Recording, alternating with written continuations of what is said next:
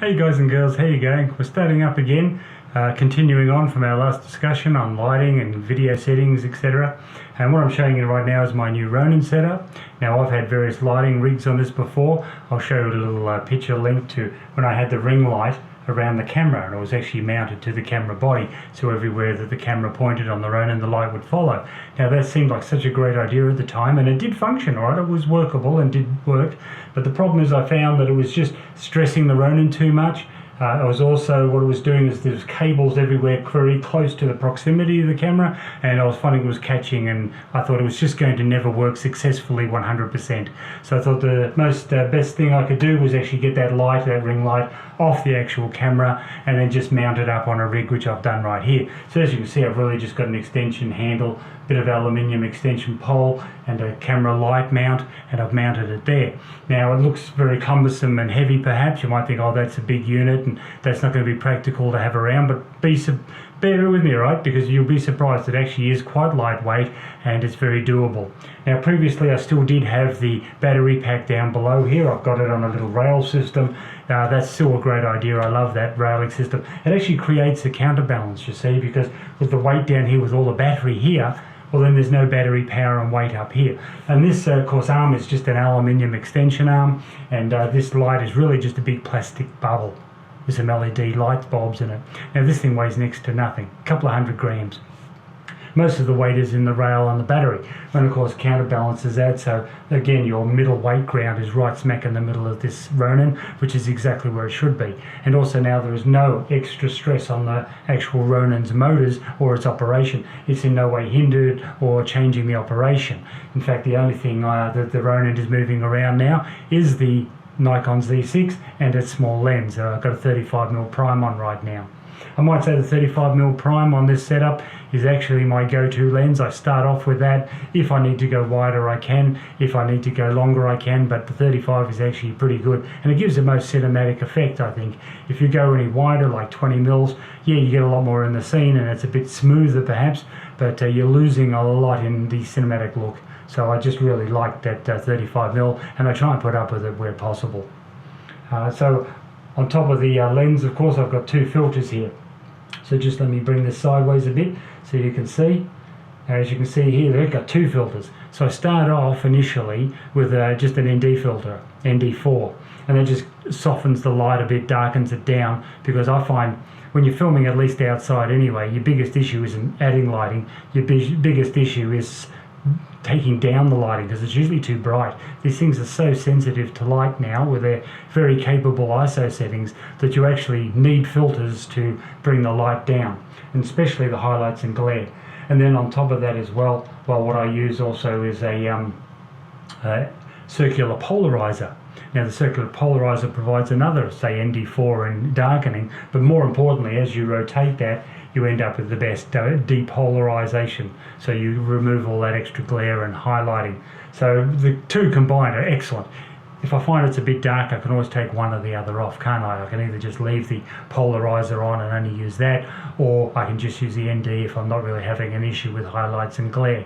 So combining the two together just gives me those extra options, and I love having them always on the camera and I'm ready to go. If I need to remove them, I can just slip one in my pocket and it's not an issue, which is a lot more practical than thinking halfway through a shoot, oh damn, now I've got to go in my camera bag and find a filter.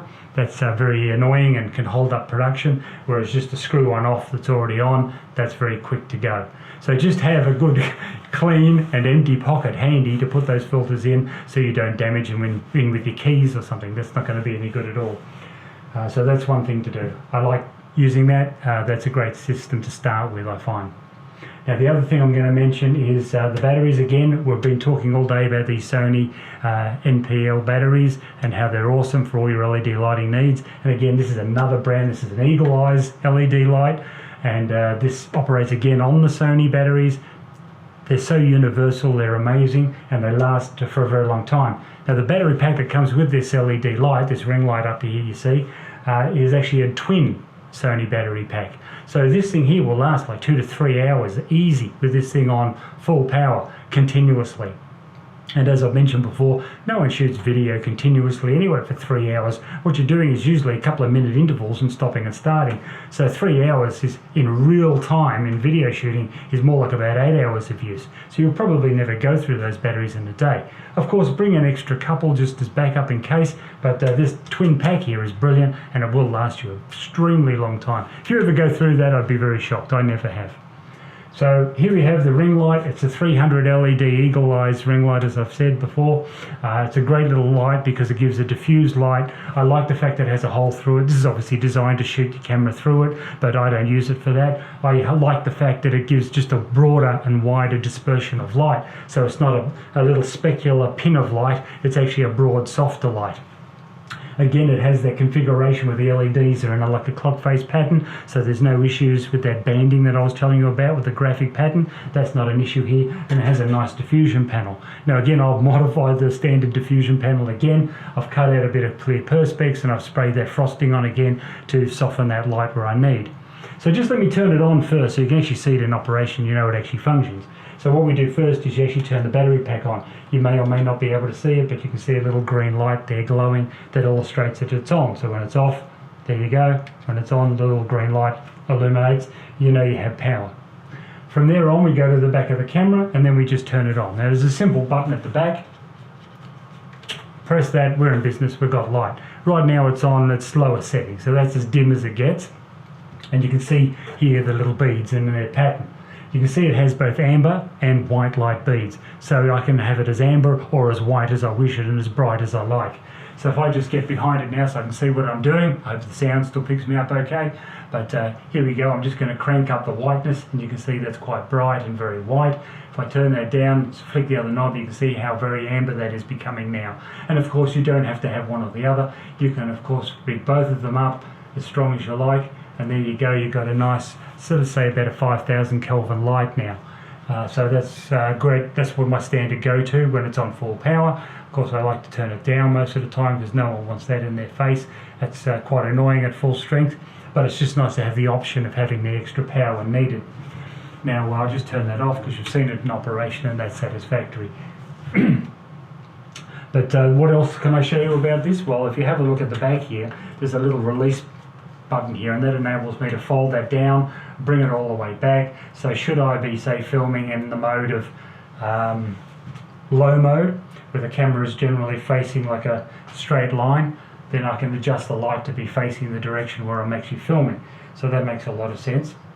I'm sure you'd agree. Okay, so I just set this back into its standard position. We'll go back up here. Usually when you're filming straight ahead, and let's say I've got it on a tripod right now, I've got it on a little Lee Frodo tripod. What is it? The LS224C. It's a very lightweight graphic composite tripod, weighs almost next to nothing. I actually leave it on the unit all the time. So your standard, if I could just use the illustration here as standard, this little item here as a mount comes with the Ronin. And it's great, it is good. If you want to put it on a tabletop or just on the floor to make it safe, it's fine. But of course everything's then low, isn't it? So it's not very convenient for leaving it run unless you're filming pets or little children. But if you're going to film adults or live action moving around, you want something a bit higher. And so what I do is I have this still with me. I always have it in my little camera bag, and I have it on a little ball head, little Manfrotto ball head with the same Manfrotto plate I use for everything. It's universal again, just like the batteries. Now what is the advantage of that? Well, I can just illustrate here. So it'll only take me a few seconds. I'll just bring a table over so you can illustrate what I'm talking about. So, okay. So what I'll do is if I want to utilize this, what I'm going to do is take it off my tripod, and I'll just show you how quick this is. It's a very simple operation. Alright, we just pop it off there, and if I'm seeing things correctly, that'll just pop on there straight away, and we just crank that up nice and tight so it's safe, and there you go. I can have that, and I can use this now, and I can use it in any mode, low or otherwise, or film around as I need to do so, and it's quite functional. You might say, oh yeah, but look at the stupid light, you know, it's pointing in the wrong direction. Well, of course, you've got to think a little bit in advance, don't you? You've got to plan that out. So let's say I'm going to do some low shooting. I want to film something very low to the ground, maybe some pets or young kids playing or something like that. So what I'm going to do here is that's where you make your adjustments. So you just bend that one back and you're ready to go. So there you go, you can film and you can see the light is going to be exactly on the action wherever you're filming and when you're in low mode. Now would I hold this like this all day? Well, I'll tell you what, you can, because this handle that I'm mounting that light to is a proper Ronin handle.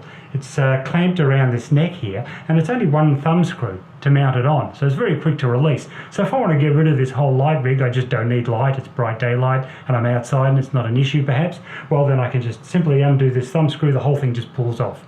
And it's gone in a few seconds. So don't think that it's a permanent attachment that's burdensome. If you need it, it's great to have it as an option in your kit. But if you don't need it, you can get rid of it pretty quickly. But anyway, yes, here we go. We can hold it with this handle. It balances very well with that battery pack and the little stand there. And you can film all day doing your low mode shooting and have light on that subject should you need it. Sort of looks a bit like a giant metal detector, doesn't it, at the moment? So I just put that down again. And we'll have the Ronin in its correct position. There we go. Whoop. And I just double click to get it settled, and there we have it. So I just wanted to run you through that light, how useful I think this arrangement is. Let me please show you here. If I go on profile arrangement, you can probably see a little better now. I just move this little tripod out the way. Oh, let me just show you this tripod. I was talking about the tripod I use on it, and you can have it permanently attached. You might think, well, why would you want those long legs sticking out there? Well, you don't have to, because all these, of course, retract in a few seconds. It's very quick and simple. There we go. So you just make it all safe together, and look how small and compact that is. It's really tiny, isn't it? You can actually use that as the handle, you see. So I can get rid of this item here, this little one here, have that on all the time, and it's just like an extension handle as well. It's, you know, balanced, something to grip, and then I don't have to worry about needing an actual tripod and going, oh, right now I need a tripod for 5 minutes. Just hold on, guys, while I go to the car and pull out a tripod. You don't have to worry about that. You leave this little baby on all the time, and you've always got a tripod with you whenever you should need it. And of course, these things, of course, do have a much larger footprint, don't they, than that little foot. That foot's got about 6 inches of footprint there either way, but look how much footprint you've got with this one. That's much more practical, isn't it? Sorry, I'll just get this one all the way out. There we go. And you can see if you put that one down on the ground and you've got your Ronin on, how sturdy is that now? Because you've got a much broader footprint. And that's only at its lowest level. Of course, you can extend the legs out and make them even wider, can't you? It's a big footprint. So if you want it really sturdy and safe down low, well, this is never going to topple over or fall. And then when you've got some things up here and a little bit higher, you want that extra stability, don't you? So anyway, yeah, find this really cool.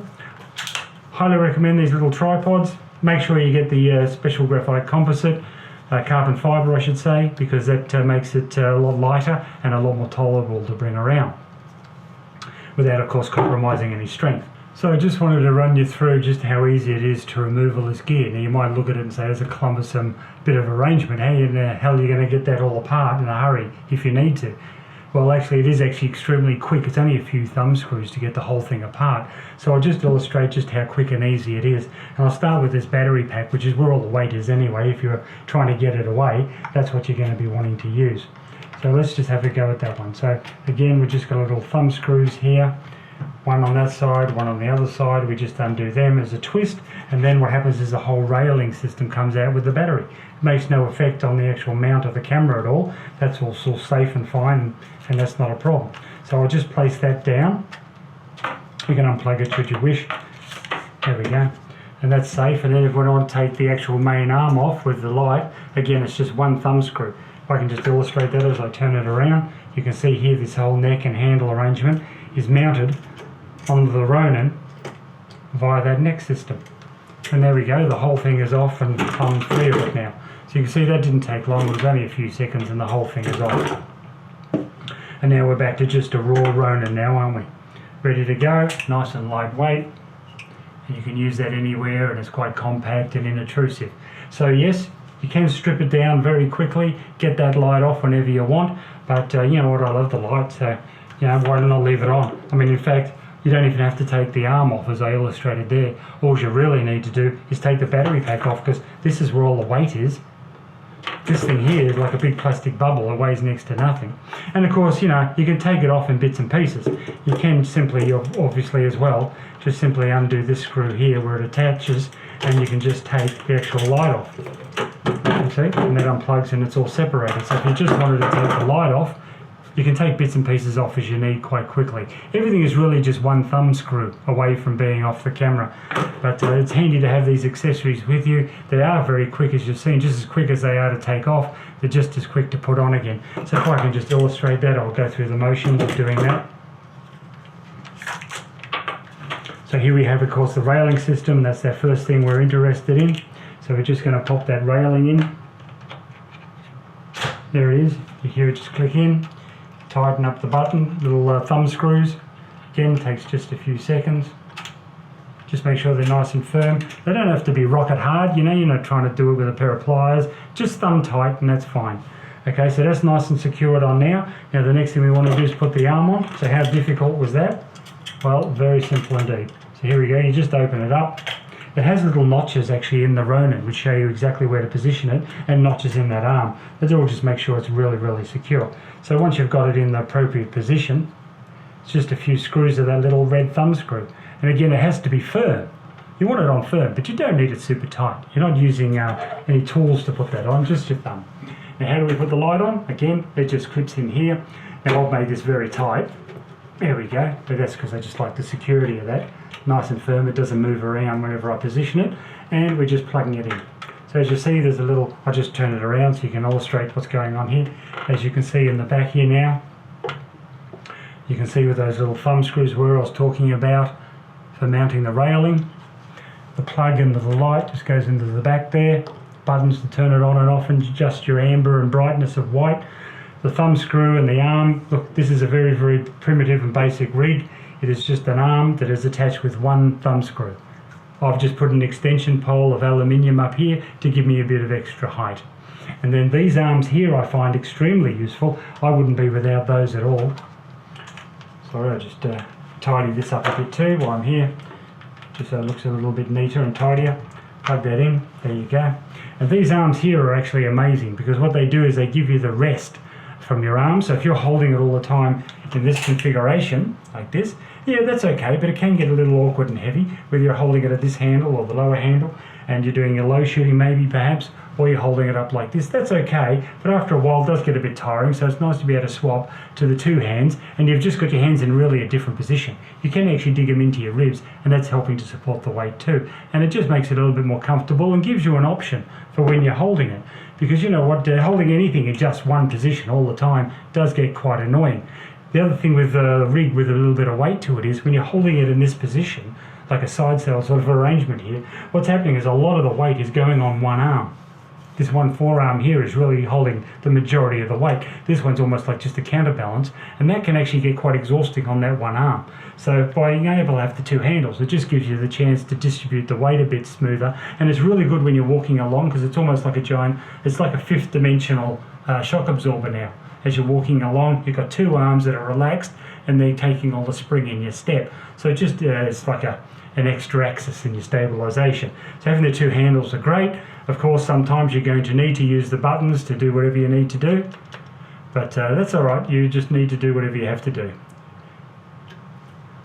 But the handles, great investment. They're only $17 each. So I got 3 of them. So what's that, about $50 for those 3 handles? Very, very inexpensive. Quite strong. They're actually designed specifically for this Ronin S, so there's no issue with their compatibility or strength. Yes, I'm really just loving these handles. They're like $17 each, so I think the whole 3 cost me about $50. So just I'm encouraging people to buy these handles as an accessory for your Ronin. I think they're really great value. They have all, of course, these holes, and makes it just so much easier to mounting because they're all 1/4 and 3/8 threaded. So you know, with all the holes you have to mount things, you want your extra monitor, some lights, a microphone, anything you like, you can easily mount them, and you've got plenty of options to do so. And of course, it gives you that rest with the arms. different holding positions always make things a lot more comfortable. So I really very happy with how this is rigging up, and I'm encouraging other people to use the same sort of idea. What lights you use or what brands of batteries and so on makes no difference to me. I'm not getting any kickbacks. I just like to let people know what I've done, and you can use that as a starting point, and maybe you can make a better rig of it. And if you do, please show me, because I'm always happy to have an upgrade and try something new. So what I wanted to show right now is, just before we close it up and call it a day, I wanted to illustrate to you that if you are still concerned about the weight, you're thinking, I've got all these batteries and it's going to be heavy down here and holding it for a long period of time. Well, there is another option with this rig, and I just run you through it. So if you're really not keen on having all that weight down low and you think, well, what other choices do I have? Well, here's another choice for you. So what I'm going to do is I'm just going to take that little battery pack off. And you see here, these railing system makes things very simple and easy. So I just take that power pack off. I'll put these back on only for the purpose that I don't lose them at the moment. And assuming you don't want that sort of a rig with the cabling and the railing and the battery pack weighted onto you, there is another option, and that's this one here. So with these, when you buy the Falconize kit, the kit comes with the battery holder, some batteries, chargers and so on. And what I'll do is I'll just illustrate to you how simple this is to rig in a way that you're not having to hold it. So it comes with this little pouch with its own strap. Now what I've done here is I'm simulating here a little cable attached to it. So what I'll do is I'll just take that off so I don't lose it. Always tie things together so things don't get lost in the system. Now I just put this little battery pack inside this pouch, and it does go in reasonably easy. It's not a big deal. Just slot it in there, and that just keeps it all tidy. Make sure it's all safe and secured in there. And what happens here is it has a little strap that goes over the top of it, and as you pull that tight, that just keeps it all in there and keeps the top on down. Now what do you want all this for? What's the point of this strap? Well, it just means that you can actually have the battery pack over your shoulder. And by having it over your shoulder and then plugging it in now, what it does is it gives you the option of taking the weight off your body. So now when I turn this on, I can now, as you can see, I'm getting the light coming on, and it's all being powered now by this battery pack that I can put right around the back of myself, so it's not in my way. And now I can operate this Ronin, and the whole thing's so much more lighter, isn't it? So now I can go here, and I've just lost, almost half a kilo or more of weight, and it's just made things a lot more convenient. So if you're going to hold it for a long time and you're worried about the weight factor, well, just remove the battery pack and put it over your shoulder. Remember, that only comes with the full kit when you're buying the Eagle Eyes light. I'll just turn this off again because I know that can get annoying to people. When you buy this Eagle Eyes 300 light, it can come with the option of the batteries, chargers, this battery pack, and all the gear you could ever want. And I actually encourage people, if you buy the light, buy the full kit with all the gizmos, because it gives you so many more options and you won't regret it. This little battery pack alone is awesome, because even if you've got it on a tripod and you want to light it and you don't have railings on a rig, you can always just let this thing rest on top of the arms or on the tripod or the light stand, whatever you've got it on, to mount it, to elevate this and film, and that way you don't even have to hold the power of the light. So you can just let it run and it's all systems go and it's all automatic that way. So yeah, this little battery pack with the lighting, absolutely essential purchase, I feel anyway. I think it's great and just gives you so many choices. So that's one way of lightening up the rig pretty quickly, isn't it? I use this little strip of Velcro. It's just a simple Velcro strip just to secure that battery pack on. It's not going anywhere because it is clamped in, and I do have some double-sided tape either side of these rails to make sure that when it's compressed it actually sticks to it. But just to make sure, because you're often tilting it up and down, and if you're doing a low angle it's almost upside down, just having that little strip of Velcro wrapped over the battery pack just ensures that it doesn't fall off and you get embarrassed and everything fall to the ground. So that's one advice. And the last thing I can tell you with any sort of video equipment, and particularly with these new cameras, is buy lots and lots of XD cards, or as many as you can afford. Here I've got, so this is an XQD card by Sony. This is only a 64 gig one, but I also have a couple of 120s, and I recommend you have a few of these around, because nothing worse than running out of your memory power and having to stop videoing simply because you haven't got any more memory with you. So have a few spare of these in your camera bag, and then you won't be disappointed. These things are never going to break. They're very, very reliable. They're very robust as well. They can handle a bit of a knock around and a handling, so don't be scared to get a few of those. You won't be disappointed. So I hope I've been of use to you today. If you have any questions about any of the stuff that I've illustrated today, feel free to ask. I'm always happy to answer questions and talk about the details. And down below in the links, I'll post as many website links and pictures and so on as I can up on the screen here, whether it be left or right. I'll try and put some pictures up so you get a good close-up of the items I'm showing. So thank you very much for your time, and I hope you have a good time. Bye-bye.